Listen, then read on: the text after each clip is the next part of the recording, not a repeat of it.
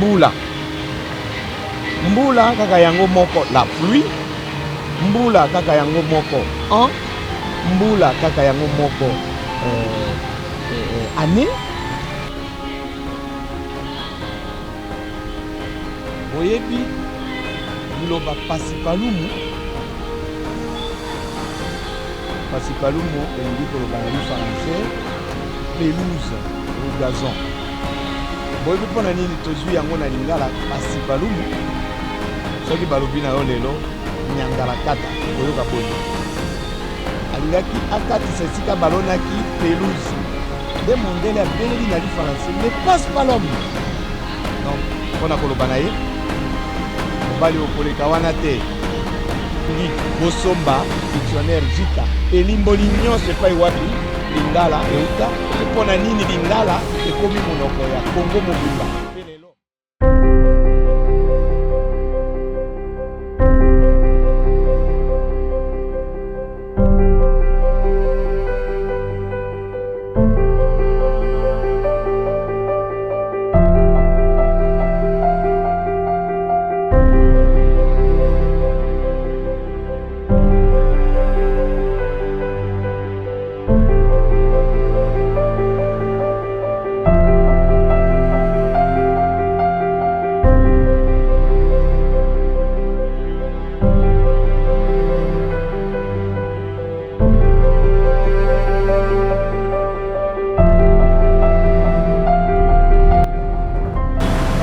Salut à tous, je suis José Kalofolo Lokombilembo Kampa, expert en lingala, traducteur professionnel.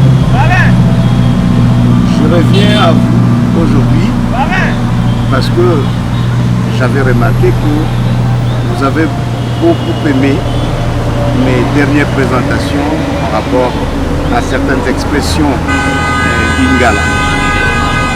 Aujourd'hui, je viens avec une autre offre.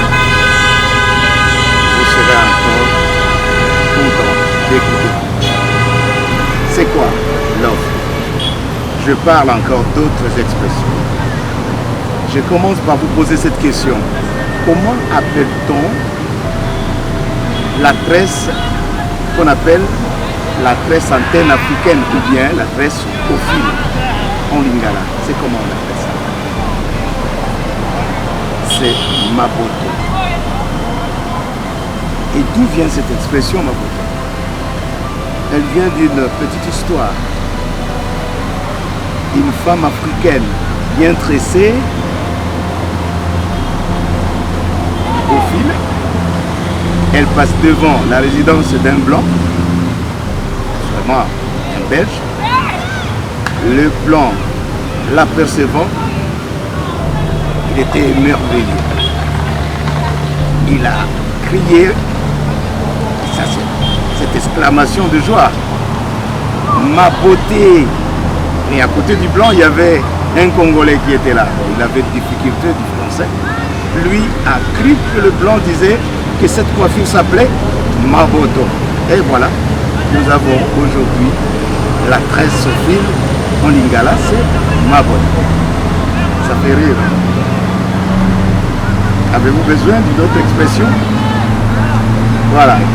Et comment appelez-vous la pelouse en lingala? La pelouse en lingala, c'est... Ah, ça ne vient pas. Pasupaloum, c'est ça. Et d'où vient cette expression, Pasupaloum? C'est encore une petite histoire.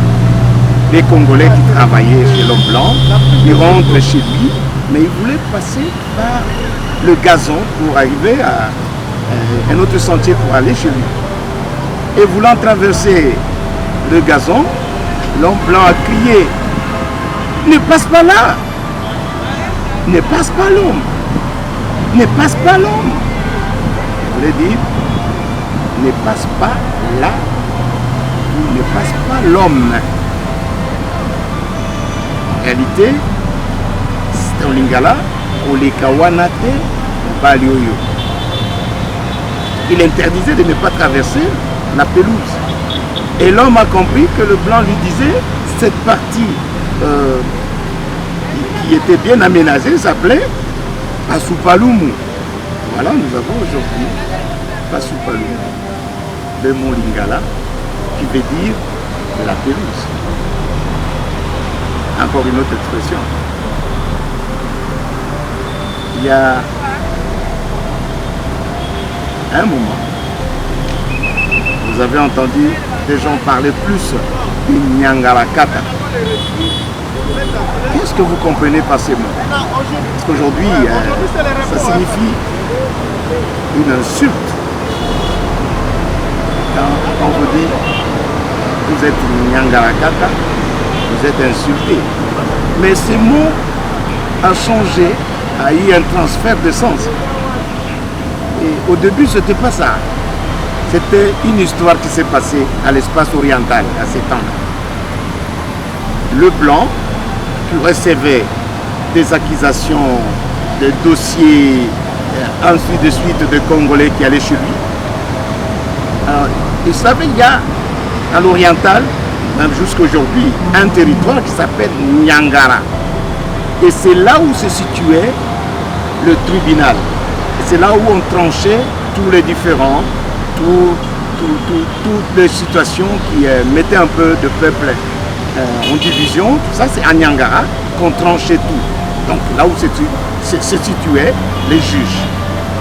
Et quand on allait chez le blanc pour déposer la plainte, et le blanc répondait Nyangara Katari Kamboli. Parce que le blanc avait difficulté à bien parler lingala et disait Nyangara Katari Kamboli. Donc, cette affaire-là sera tranchée à Nyangara. Alors, à force d'entendre le blanc dire Nyangara Kata, et c'est resté Nyangara Kata. Alors que le premier sens c'était que votre plainte sera bien écoutée par les juges qui sont à Nyangara. Votre affaire sera tranchée à Nyangara. Mais ça a changé. Aujourd'hui, Nyangara, c'est devenu, Nyangara Kata est devenu une insulte. Et c'est accepté en Nyangara. Nyangara Kata, c'est l'insulte. Donc, on vous trouve un vaurien, donc quelqu'un qu'on ne peut pas considérer un insensé. Voilà, Nyangara Kata. Vous voulez encore une autre expression? Il y en a beaucoup, mais je voulais parler d'une situation. Il y a un de nos frères congolais qui s'est inquiété, et il n'est pas le seul. Beaucoup de Congolais en parlent. Ils disent que nos langues sont pauvres, particulièrement lingala. Je répète plus. Et voilà la question qu'un Congolais s'est posée. Il adresse cette question à un de nos frères. Il dit, mais qui a fait cette langue? Qui a créé cette langue? Vraiment, c'est une langue que nous ne comprenons pas de son existence. Pourquoi une langue peut avoir plusieurs mots français pour un seul mot lingala? Et il donne l'exemple. Pourquoi on aurait année Mboula, en Mboula, la pluie Mboula? Ça n'a pas de sens. C'est qu'elle soit il s'est vraiment plaint. Pour lui, sa langue est pauvre. Et voilà. Et ce, notre frère a raison. Oui, nous dirons, dans un sens, on peut accepter le fait que lui-même ne connaît pas bien sa langue. Mais en réalité, il n'a pas raison. Nous voulons d'abord montrer que ce n'est pas seulement Lingala qui connaît cette situation. En linguistique, ce phénomène s'appelle polysémie.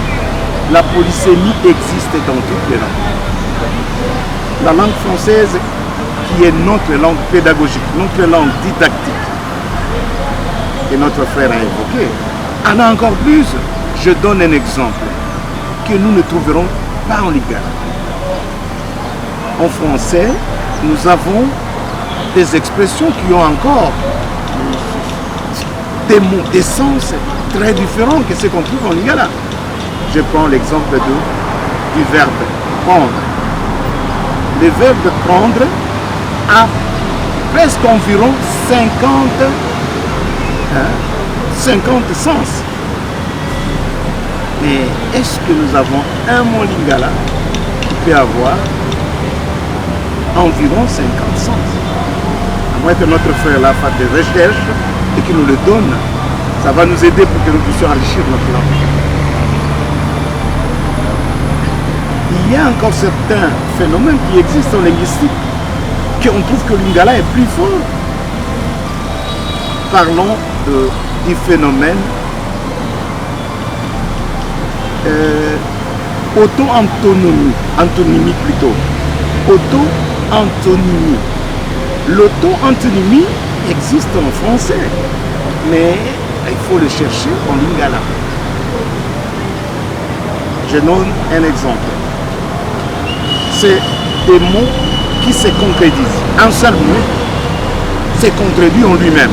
C'est ça l'auto-antonymie. L'exemple du mot hôtel.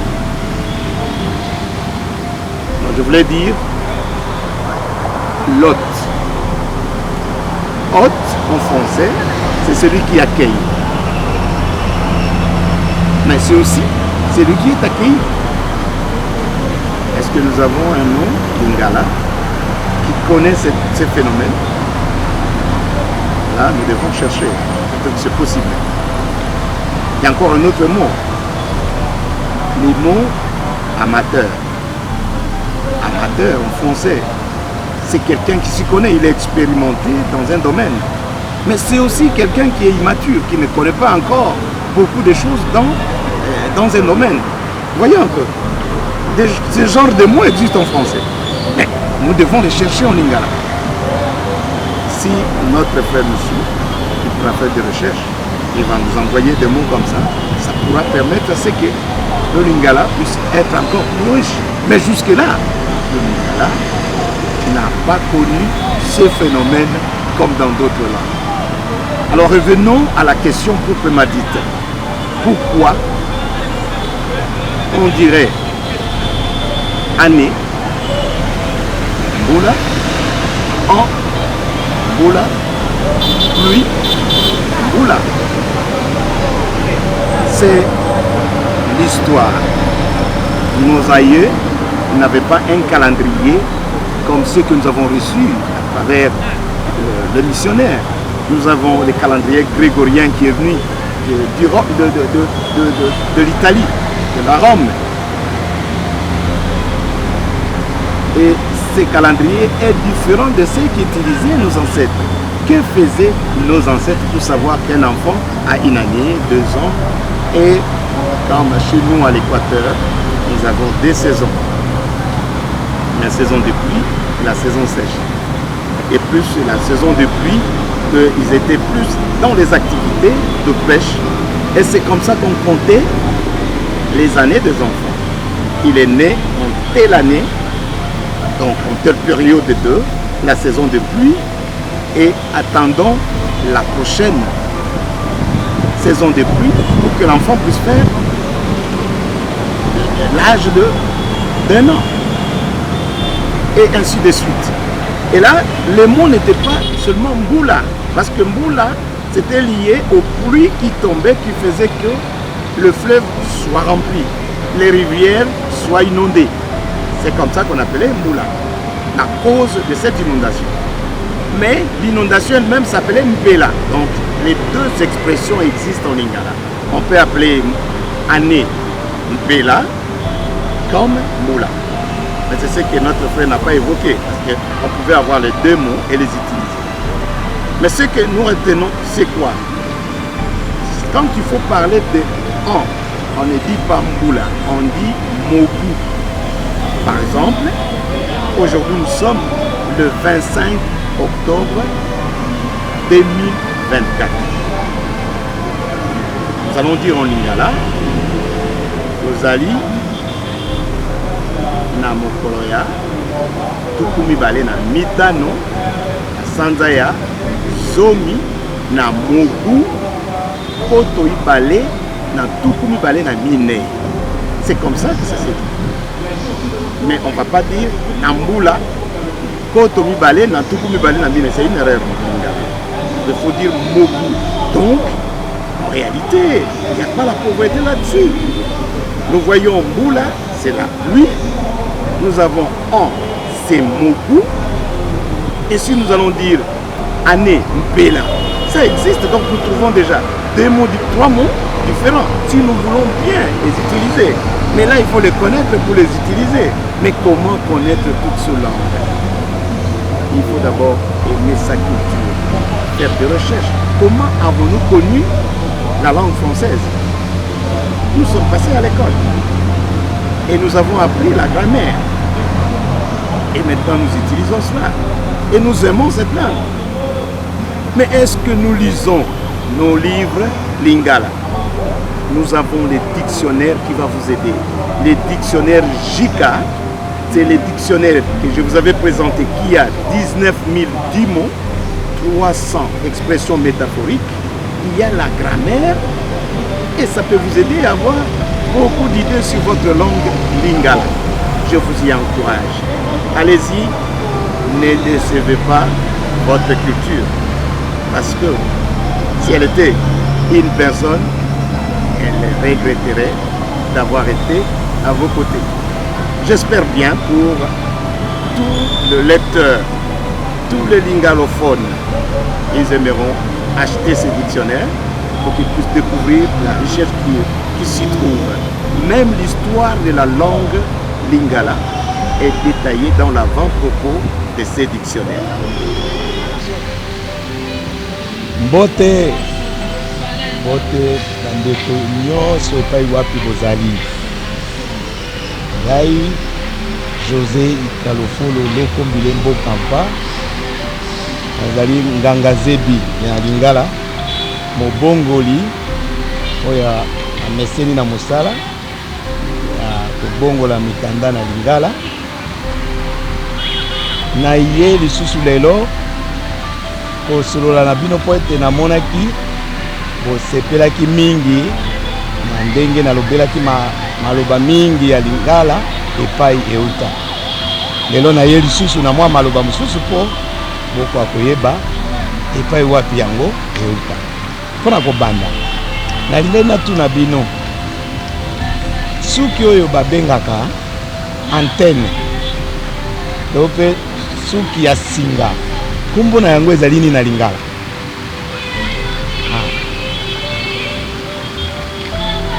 Ese toyebi yango kombo na yango eza maboto. Na soki oyebi yango eza maboto, oyebi epai wapi yango euta? Euta na mwa lisolo moke nabetela bino. Mokolo moko mama moko kongomani akangaki suki na ye kitoko na bonzenga nyonso aleki liboso ya ndako ya mondele. Nde mondele asepeli na ye mingi. Mondele abeleli na esengo nyonso mabote.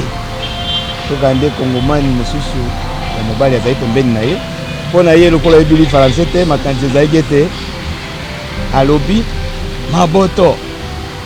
Nde suki wana ebengami maboto epa mondele. Toka nde ezalaki bongo te. Ebandeli ya liloba na biso eutelo na yango eza na lisolo wana na yebisi bino. Esekisi biso mwa moke matuna bino liloba mosusu boyebi liloba pasipalumu. Pasipalumu elingi koloba na li français pelouse ou gazon. Boyebi mpona nini tozwi yango na lingala pasipalumu? Pasipalumu euti na lisolo moko mokuse. Kongomani azali kosala epa mondele nde akomi kozonga epa na ye na ndako. Alingaki akatisa esika balonaki pelouse. Nde mondele abeleli na li français ne passe pas l'homme. Donc mpona koloba na ye mobali okoleka wana te. Ye eyoki ye boye makanisi ezalaki ete mondele ayebisi ye eteni ya mabele baloni matiti wana nde babengi pasipalumu. tala epai touti kozwa liloba pasi palumu tobakisa mosusu soki balobi na yo lelo nyangala kata okoyoka boni eza mafinga soki balobi na yo nyangala kata okosepela te kasi ezali kaka mbongwana ya maloba ezwi ndimbola mosusu ya sika na ebandeli nyangala kata ezalaki mafinga te ezalaki na territoire oyo ya kala ya oriental toyebi mboka moko ezali kuna babengi nyangara na lelo na mboka wana nde esika ezalaki na esambiselo na ntango mindele bazalaki babandaki kokata makambo kuna ntango nyonso bakongole bakendeki komona mundele mpona koyebisa ete naza na likambo na moto boye tozwani na moto boye mundele na kokakata na koloba lingala bandaki koloba nyangara kata likambo mpona koloba kokokata likambo na bino na nyangara mpo nyangara ezalaki moto te ezalaki te territoire alors na kozanga koloba malamu wana tanga nyangara kata donc nyangara kokata likambo na bino ebimi na nsima ya bambula lokola mafinga nzoka na ebandeli ezalaki mafinga te wana mwa maloba tondingai kolimbola kasi tozongi nano na likambo moko oyo ndeko na biso moko atunaki motuna na ndeko mosusu ete yango lingala monoko oyo uta wapi oyo monoko ezanga maloba boye mpona nini apesi ndakisa ape mpona nini mpona liloba moko ya lifalansais ekende kozwa maloba ebele toloba liloba moko na lingala ekende kozwa maloba ebele na lifalansais na mwa mokakatano ezali wana apesi ndakisa mbula kaka yango moko la pluie mbula kaka yango moko mbula kaka yango moko année mpona ndeko na biso alobi lingala eza na bobola makasi kaka mbula ekende kozwa ebele ya maloba boye na lifalansais nde yango nalingai koyanola na ndeko na biso ete na makambo etali nkota ezali na makambo ebele ebimaka oyo asengeli koyeba eza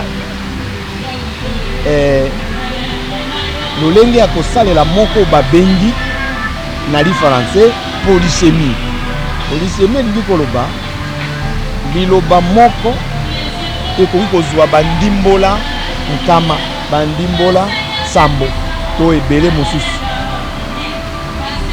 ezali mpe na lifalansais monoko oyo toyekoli totangeli yango na kelasi yango mpe ezali na minoko boye koleka meme lingala napesa ndakisa liloba ya lifalansais oyo balobi prendre epa na biso ezali kozwa mais soki okei na lifalansais otuni eske prendre ezalaka kaka na ndenge ya kozwa ekopesa yo bandimbola pene ya tuku mitano mais lingala ezali ata na liloba moko boye te boye kokoma na bandimbola zomi ezali te tokoki koloba ete lifalansais eza oyo na bobola kaka lokola eza na maloba oyo eza na bandimbola ebele soko moke te lifalansais eza monoko monene eza lokota oyo eyebani na ngenge na yango donc topesa eloko mosusu mpe esalemaka na minoko oyo na lifalansais babengi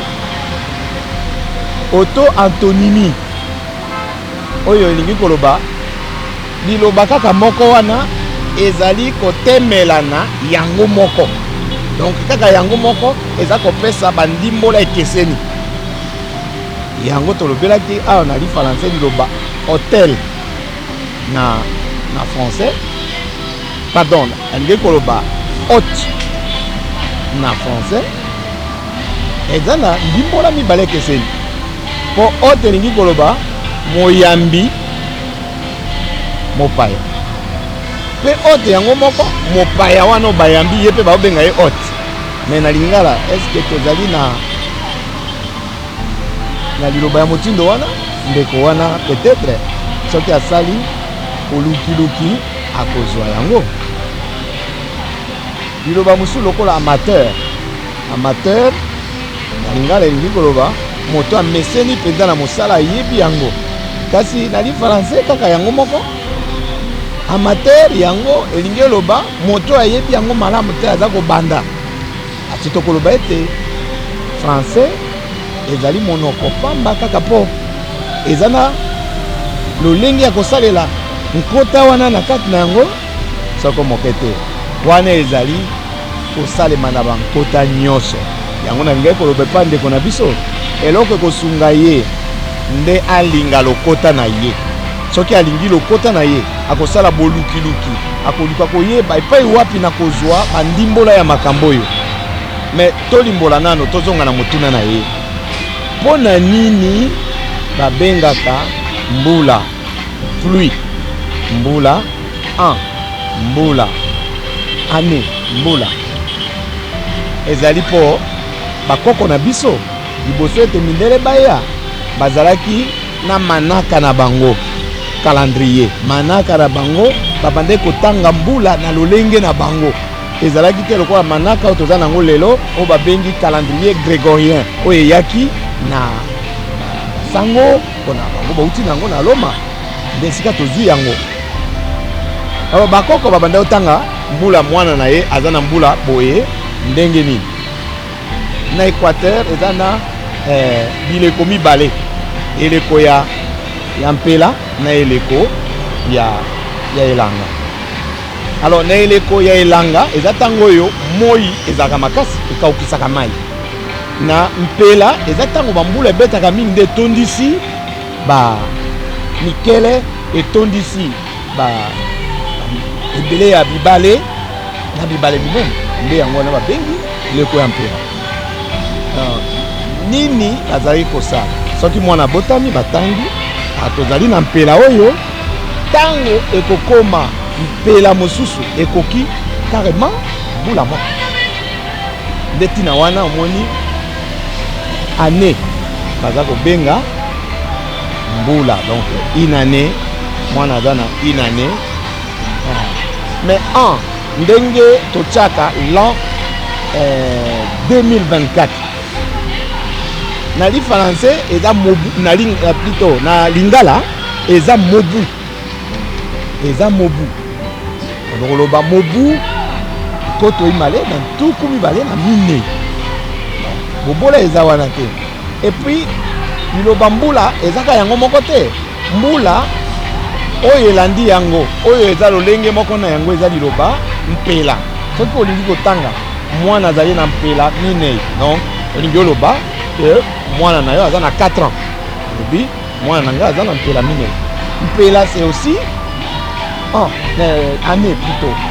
Alors soki oyebi yango te eza pasi po olobaki lingala ezali na bozwi monene na ndenge ya nkota okanisa bobola ezali nzokande elobeli misusu ezali mais po okoma kuna ezosenga oyeba mais okoyeba ndenge nini soki otangaka mikanda ezali na minoko ya mboka na yo te. Yango tolendisi bino bakongomani nyonso mpe bandeko na biso nyonso mpe balingi nyonso ya lokota lingala basala makasi ya kotanga mikanda. Toza kokoma yango ebele na lingala yango lokola buku oyo ebimi dictionnaire ali français na lingala ezali boyekola bokoyeba kutu mbala ekoya tobeta lisolo epai wapi lingala euta po toza koyoka mbala mingi elobeli ya bato opesa makanisi lokola nde lingala euta esika moko ya mbilinga to mboka moko boye sikisiki te tokopesa ndimbola. Epi soki bolingi bosomba dictionnaire jika elimboli nyonso epai wapi lingala euta. Epi pona nini lingala ekomi monoko ya Kongo mobimba pe lelo ezwi bamboka mosusu ya Afrika pe balingi yango ata na ba mboka ya mindele sepeli na monoko wana pona bantina nini tokolobela yango na mbala ya sima. Nde yango na toza kosenga bino bolanda biso banda lelo na émission oyo topesi yango kombo liloba ya nganga zebi na li français les mots de l'expert. Au banda kolanda émission wana na JK Télévision na YouTube ekosunga bino boye baka mbala mingi et puis kozongela mbala na mbala makanisi pona elendisa bino kozala na bolingo ya lingala moko ya nkota na bino minei ya ekolo Congo. Tondi bino na ndenge bolandi biso botikala mala.